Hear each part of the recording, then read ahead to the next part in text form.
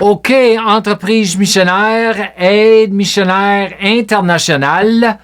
Ayez vos Bibles avec vous aujourd'hui, encore une autre fois. OK, c'est beau, c'est beau, c'est beau. Alors, Networking apostolique, partie 7, Leadership du Nouveau Testament. Ça fait une secousse qu'on n'en a pas fait. Alors, nous retournons à faire les enseignements sur nos groupes Facebook. Alors, aujourd'hui, nous allons regarder à Éphésiens 4, 11 à 16, mais nous allons concentrer sur 11 et 12 seulement. Ensuite, nous allons faire des enseignements sur le prochain verset ensuite. Alors, commençons ici. Qu'est-ce que j'ai ici? Commençons avec 11 et 12, lisons ensemble. Et ces dons, les dons de Dieu, étaient variés. Il a lui-même nommé en nous et nous a donné certains pour être des apôtres, des prophètes, des évangélistes, les pasteurs, les bergers et des enseignants. Pourquoi? Pourquoi il nous a donné verset 11? Son intention de verset 11, tous les dons dans verset 11, était le perfectionnement et l'équipement complet des saints. Les saints, c'est qui les saints? C'est le peuple consacré, c'est ceux qui sont nés de nouveau, nés de la nature nouvelle, sans corruption, qu'ils devraient faire le travail du ministère. Le ministère, c'est du travail pour édifier le corps de Christ, l'Église. Alors, ma première remarque ici, le verset 11 a été donné et pour chaque église locale ayant besoin que les 4 ou 5 dons travaillent ensemble afin d'accomplir le verset 12 qui peut être décomposé en 3 parties ou 3 aspects. Numéro 1, l'équipement de chaque croyant, le perfectionnement de chaque croyant. Numéro 2, le travail du ministère. 3, l'édification de l'Église, le corps du Christ. Amen, amen, amen.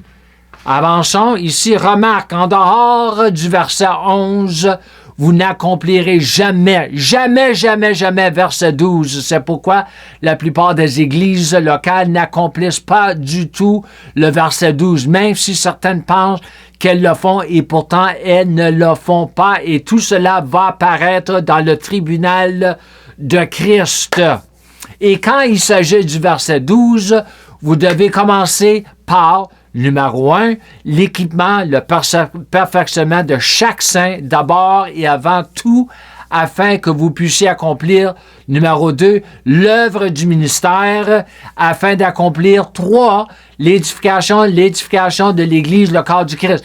Alors, si vous allez édifier le corps, vous devrez édifier chaque membre du corps.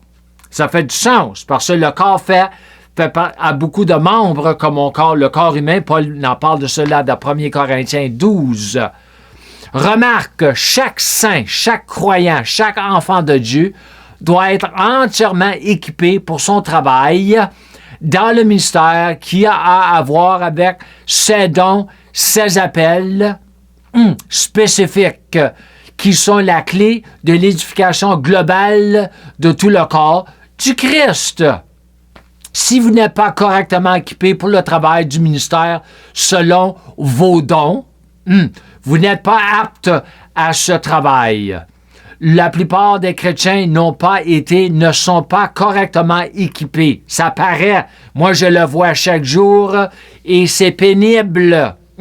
C'est pourquoi le travail du ministère n'est pas fait ou n'est pas fait efficacement. Ça, c'est très important.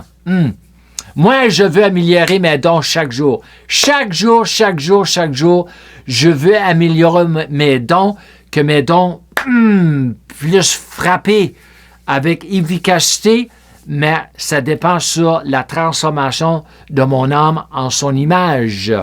Le mot « équipé » est une traduction du mot grec « kathartismo ». L'image est celle d'une chose que nous voulons utiliser, mais il faut d'abord y faire quelque chose. Il porte l'idée de réparer, Matthieu 4, 21. Le ministère de la parole de Dieu nous rassemble à nouveau. Se préparer, Hébreux 13, 20 à 21. L'Église n'est pas un navire, nous, un hôpital. Non, non, non, c'est une armée avec une mission. Oui, c'est une armée.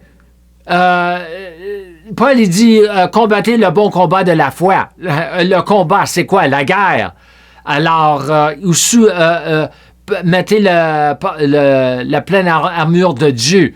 C'est l'armée de Dieu. Alors, remarque, le verbe kartatizo, trouvé 17 fois dans la Septante. La Septante, c'est quoi la Septante? Pas septembre. Septante, c'est l'Ancien Testament écrit, traduit en grec de l'hébreu.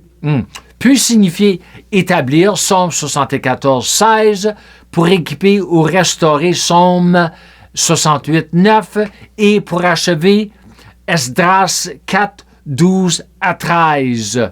Le mot apparaît 13 fois dans le Nouveau Testament et peut signifier restaurer ou réparer les filets de pêche, Matthieu 4, 21, pour restaurer un frère déchu, Galates 6, 1, se préparer, Romains 12, préparer quelque chose, Romains 9, 22 et Hébreux 10, 5, et remettre en ordre, compléter, fournir, 1 Thessaloniens 3, 10, 1 Corinthiens 1, 10.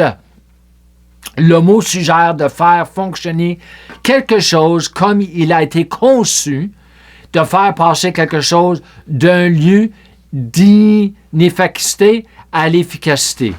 Alors, c'est ça qui manque dans l'Église. La plupart des croyants, ils ne sont pas efficaces dans leur don, dans l'Église locale, dans le corps du Christ. C'est pénible à voir cela. Très pénible. Alors, ma dernière remarque ici, je crois, c'est que signifie le mot équipé en grec? Équipé, c'est Strong's numéro 2677. Kartatismo de kartartizo veut dire réparer, rendre entier ou parfait, remettre les os. Les os, les os. Alors ça, c'est un mot qui était utilisé dans les revues médicales dans le temps de Jésus. Réparer les filets, à son tour, qui fait partie du mot kata, avec, et artizo, ajuster. Ajuster, finir, lié à. C'est un compound word en anglais.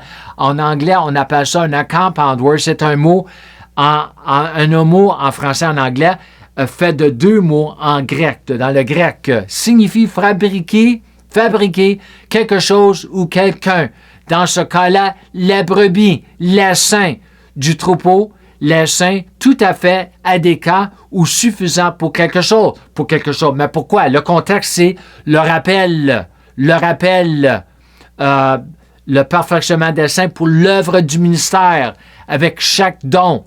Si vous allez regarder dans 1 Corinthiens 12, c'est très clair que chaque croyant a au moins un don. Moi, je pensais que j'avais seulement un don quand j'ai été sauvé. J'étais évangéliste. Le Seigneur me l'avait dit, ça paraissait. Moi, j'évangélisais dans la ville ici à Oshawa, à l'ouvrage. Et là, le Seigneur a commencé à dérouler des choses. J'ai commencé à voir des choses en moi que, c'est quoi cela? J'ai une faim. J'ai été attiré à autre chose. Pas laisser de côté l'évangélisation. Non, mais bâtir sur cela. Et c'est là que j'ai découvert que j'avais plusieurs dons. Alors, je vous remercie pour votre temps. Prenez ces notes, partagez-les, étudiez-les, prêchez-les, enseignez-les. Et je vous remercie encore une autre fois. Je vous encourage toujours de marcher dans la plénitude de votre filiation en marchant dans la plénitude de la grâce de Dieu et de la foi de Dieu. Pourquoi? Parce que c'est la foi de Dieu qui donne accès à la grâce de Dieu. Shalom et Amen.